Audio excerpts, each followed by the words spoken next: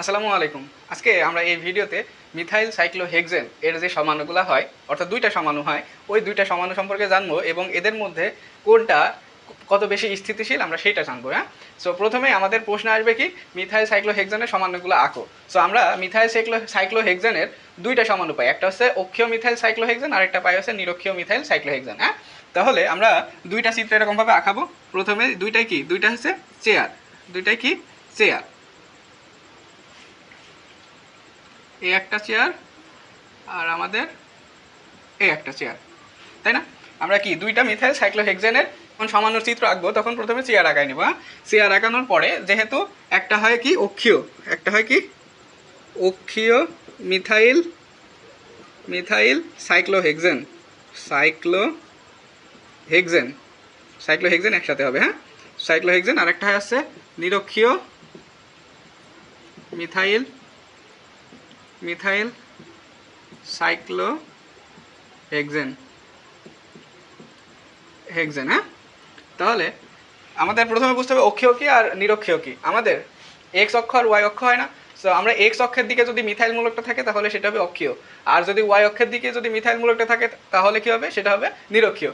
তাহলে আমরা যেহেতু এখানে অক্ষীয় লিখেছি তাহলে আমরা কি করবো, এক্স অক্ষ এই বরাবর না, তাহলে আমরা এই বরাবর দিয়ে দেবো CH3। হ্যাঁ, এবং ওয়াই অক্ষ কোন বরাবর, ওয়াই অক্ষ এই বরাবর দেয় না, সেজন্য আমরা এই দিকে দিয়ে দেবো CH3। তাহলে আমরা অক্ষীয় এবং নিরক্ষীয় মিথাইল সাইক্লোহেক্সেনের চিত্র আঁকাইলাম, কিন্তু এখনই শেষ হয় নাই। হ্যাঁ, এখনো এর সাথে কি আছে, এর সাথে হাইড্রোজেনগুলো আছে না, এর সাথে কি আছে, হাইড্রোজেন আছে না। তাহলে এখানে একটা নিরক্ষীয় হাইড্রোজেন থাকবে, এখানে একটা কি থাকবে, নিরক্ষীয় হাইড্রোজেন থাকবে, আর এখানে একটা অক্ষীয় হাইড্রোজেন থাকবে। এবং এখানে আমাদের এই যে এই জায়গায় এখানে একটা অক্ষীয় হাইড্রোজেন থাকবে, এখানে একটা নিরক্ষীয় হাইড্রোজেন থাকবে, এবং এখান থেকে এখানে যাবে একটা অক্ষীয় হাইড্রোজেন এবং এদিকে যাবে একটা নিরক্ষীয় হাইড্রোজেন, এবং এখানেও সেমভাবে এখানে থাকবে একটা হাইড্রোজেন।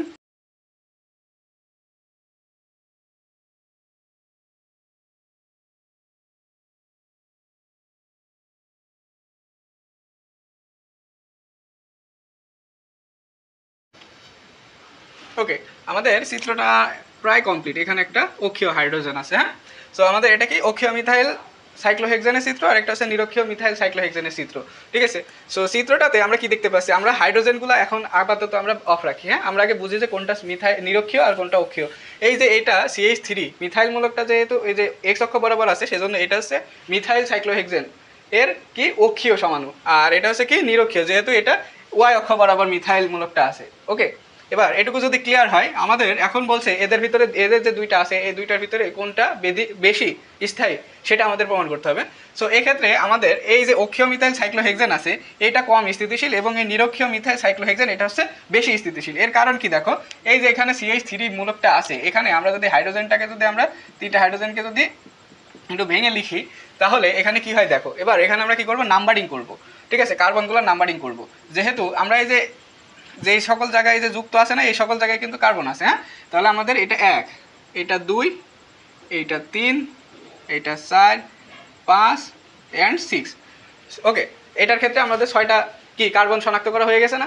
এবার দেখো এই যে মিথাইল মূলকটা আছে, এই মিথাইল মূলকের এই যে একটা হাইড্রোজেন পরমাণু, একটা হাইড্রোজেন পরমাণু, এই হাইড্রোজেন পরমাণুর কাছাকাছি আছে কিনা দেখো তো, এরা দুজন আছে না, এরা দুজন এই হাইড্রোজেন পরমাণুর কাছাকাছি আছে না।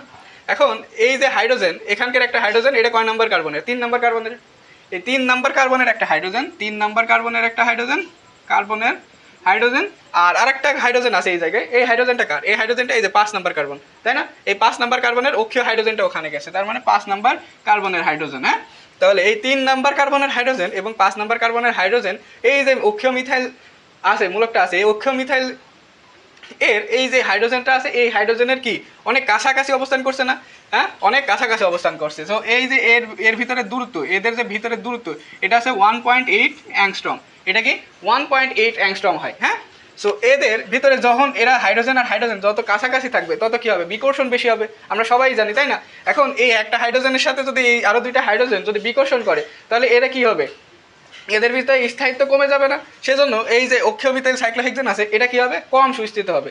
এবং এই যে এখানে যে নিরক্ষীয় মিথাইল সাইক্লোহেক্সেন আছে, এই নিরক্ষীয় মিথাইল সাইক্লোহেক্সেনের 1, 2, 3, 4, 5 এবং 6, তাই না?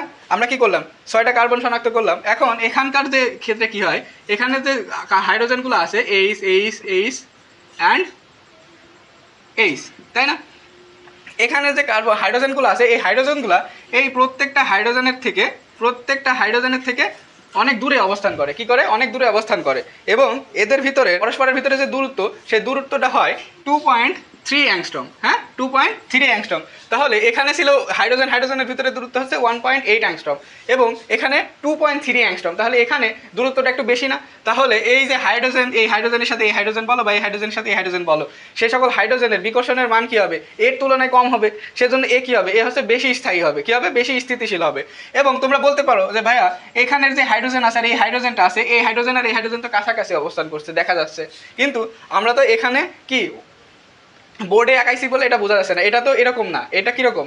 এইরকম 3 ডাইমেনশনাল। এক কথায় কি 3 ডাইমেনশনাল। এখন 3 ডাইমেনশনাল হলে এই যে হাইড্রোজেন আর এই হাইড্রোজেন এরা কি আছে? একটা উপরে থাকলে আরেকটা এরকম পিছনে আছে। কি আছে? পিছনে আছে।